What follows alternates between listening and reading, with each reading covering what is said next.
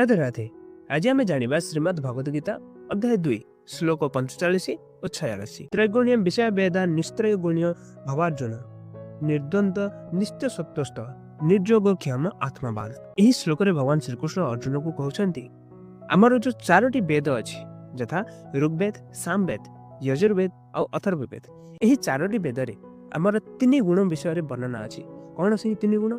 सत, रज और तम गुण। भगवान ये अर्जुन को कहते हे अर्जुन, तुम्हें जो वेद रे 3 गुणर वर्णना होई तुम्हें यही 3 गुणर शक्ति को त्याग कर ऊपर उठ।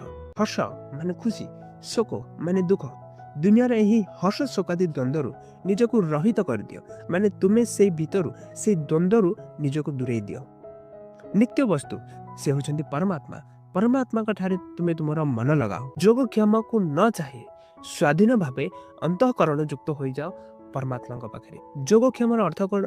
जोग माने जहाँ आमको मिली नहीं ताको पाइबा पई जो आमे साधना करछथि सेटा होची जोग। क्षम जहाँ आम पाखे अच्छी ताको रक्षा करबा पई, ताको निज पाखरे रखिया पई जहाँ साधना करछथि से होची क्षम।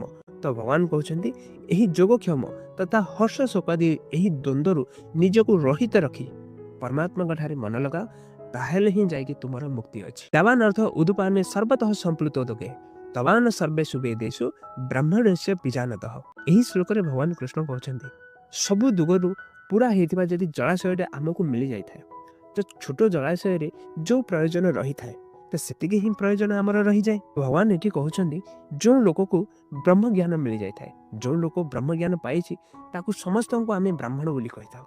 तो जो मानकर ब्रह्म ज्ञान उदय हो जाए, जो माने ब्रह्म ज्ञान लाभ कर से ही ब्राह्मण मानकर वेदर साधना आदि सेतिके ही प्रयोजन रही है। से माने मुक्ति मार्ग को अग्रगति हो जाए परमात्मा ठारे मन लगाए।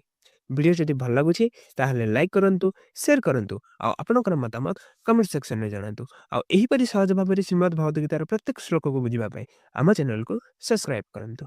राधे राधे।